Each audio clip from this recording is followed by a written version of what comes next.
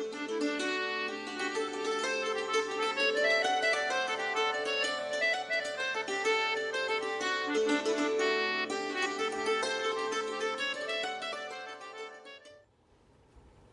know what this church needs? More members. Well, not just any members, but pledging members. Perhaps you've heard that before, though certainly not in this church. Usually, when we hear talk about needing more pledging members, it's when churches are facing a financial crisis. And unfortunately, when we get to that statement, it's not just a financial crisis that we suffer from, but a spiritual one. A crisis that is reflected in our spoken and often unspoken sense that we need to bring people in because we need their money, not because we need to bring people in because they are sisters and brothers in Christ. Not because when we reach out into a hurting world with the good news of the gospel, people naturally are drawn, but because we are looking inward too much. Now, in other churches, certainly not this congregation, you may hear people say things like, maybe if our pastor were to spend more time reaching out to all of our former members, then they'd come back and give us lots of money. Of course, research shows that the single least effective use of a pastor's time is reaching out to former members. I mean, think about it for a minute. They're former members for a reason. And having someone who's paid to go visit them doesn't give them exactly the warmest and fuzziest sense of why we might want them back. People aren't stupid, after all. Of course, it's not really always about money. I know several churches that have a burning desire to reach out and draw people in. Like those churches that have a burning desire to bring in young adults who love to sing from hymnals that were printed in the 1930s. You know those young adults who love singing from hymnals. By the way, the hymnal that we sing from, it's only 17 years old. So we're doing pretty well there, actually. Glad we don't have to deal with a pilgrim on a weekly basis.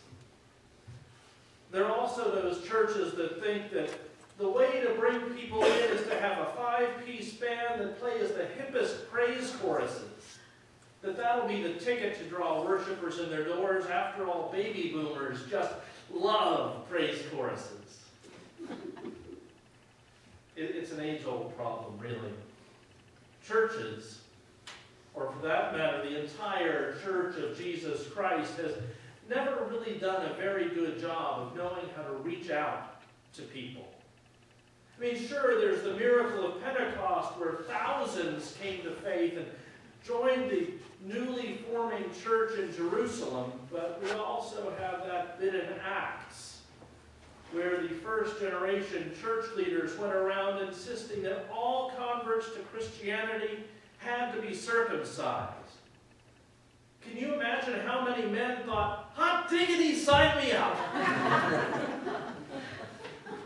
That's what the Apostle Paul was up against when he was writing to the church in Corinth. He had plenty of people complaining that he wasn't doing things the right way, as if there were only one right way. People complaining that he wasn't following the rules, that he was letting the wrong sort of people into the church. And that's why the Apostle Paul had to defend himself from those who thought that the only way that people could become Christians was to become Jewish first. That's what he was really writing about in his letter to the church in Corinth when he said, For though I am free with respect to all, I have made myself a slave to all, so that I might win more of them. To the Jews, I became a Jew, so that I might win Jews. To those under the law, I became as one under the law, so that I might win those who are under the law. But to those who are outside of the law, Gentiles, I became as one outside the law, so that I can win them. To the weak I became weak. I've become all things to all people, so that by all means I might win some. I'd like to think that the Apostle Paul's words have impacted the church more strongly than they have. We'd all like to imagine that the global church would have learned that we can't just have one way of doing things. We'd all like to imagine that we'd be more welcoming of the full range of God's children. And you know, in our United Church of Christ, we try to do better, but it's, quite frankly, still a struggle. Sadly, only about a quarter of our congregations are even open and affirming. Only about a quarter. Now, granted, some of those non-open and affirming congregations behave in many ways as though they were, and they even proclaim everyone is welcome in our church. But you know, folks who have been turned away have really learned that even churches that have a sign that says all are welcome don't always really mean it. And you know, that's why it's important that this congregation is indeed an open and affirming church. It was back in June of 2013 that you voted on that. But you know, you better not stop there. We better not just stop there. First off, we can't assume that everyone knows what it means when our bulletin says an open and affirming congregation at the top. How often we find ourselves speaking those churchese code words. Words that we know what they mean, but people on the street don't. Of course, there's that additional problem that they'd have to have walked in the door and picked up a bulletin before they even see it. Our website tells about being open and affirming and even has the statement printed there, which is beautiful and wonderful for anyone who's already gone to the website and then clicked on the About Us tab. We'll get there eventually. But you know, I think we need something else. We need to find ways to let the community around us know that the full breadth of the community of Christ is welcome here in this congregation. Maybe we could put it on the church sign so that everyone driving by would know that this is a place where they can find a home. Maybe we could use King Street Magazine as a venue for telling the neighborhood around us who we are and what we stand for. But those are really secondary marketing strategies. Even more important is that central marketing strategy, that principle that guides who we are. And that's simply embracing that openness and affirmingness and living it out in everything that we do. Now, the statement that you passed June, a year and a half ago, is a broad statement. And we forget that sometimes, too. Now, you've got a photocopy of it tucked in your bulletin.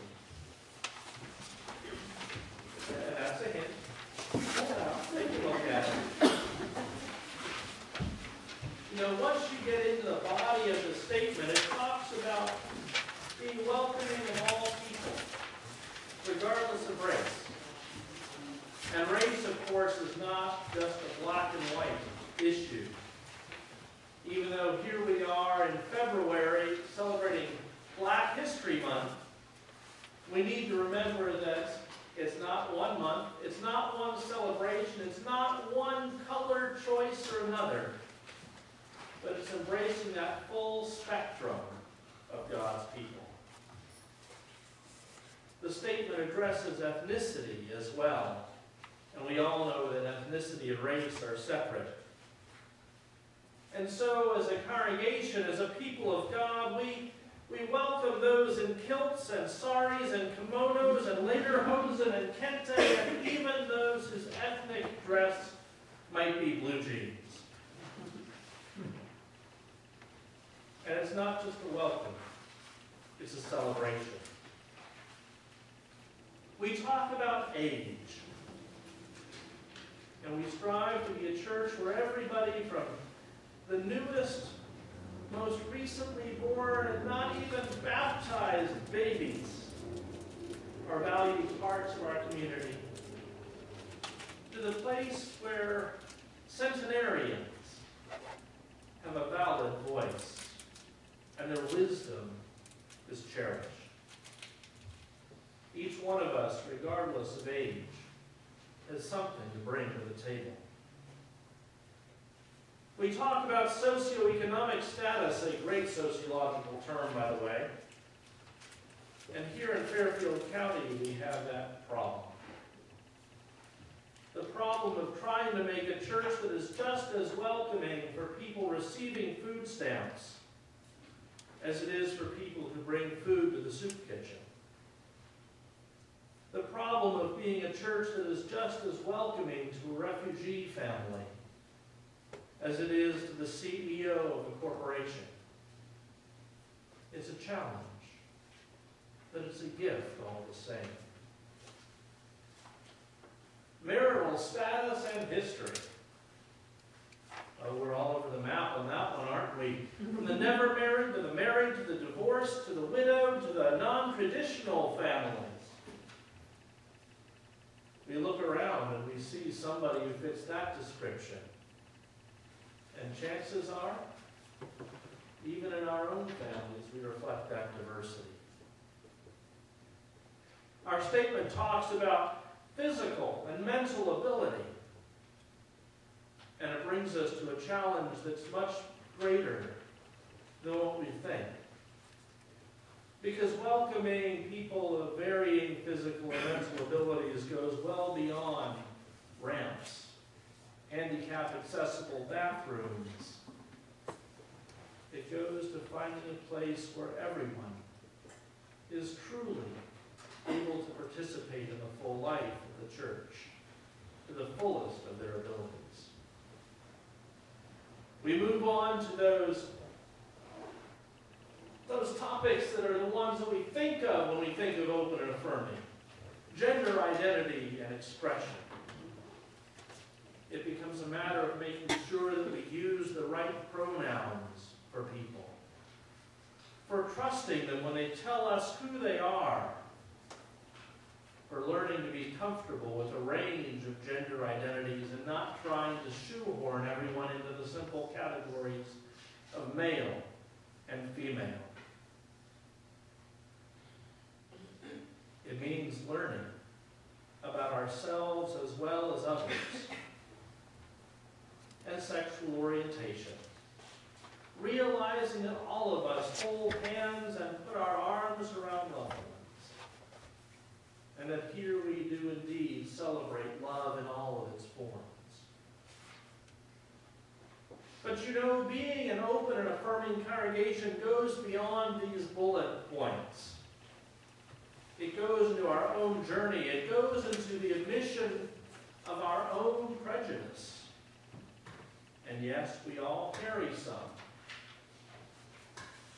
It moves into overcoming that prejudice. It moves us to move beyond acceptance and go on to celebration. It also means not making anyone a poster child or expecting them to speak for or represent a whole group of people. I think that that's probably, in a nutshell, our primary marketing strategy, doing what Paul said about becoming all things to all people so that by all means we might win some. And when we live this out in our congregation, when we make it a hallmark of our life together, when we allow ourselves to be transformed on a truly fundamental level into the community of Christ in all of its wonderful diversity, that I can guarantee you that the word will get out. Now, there are some people who might refer to us as that church. You know, the one where all those people go. And you know what? They'll be right.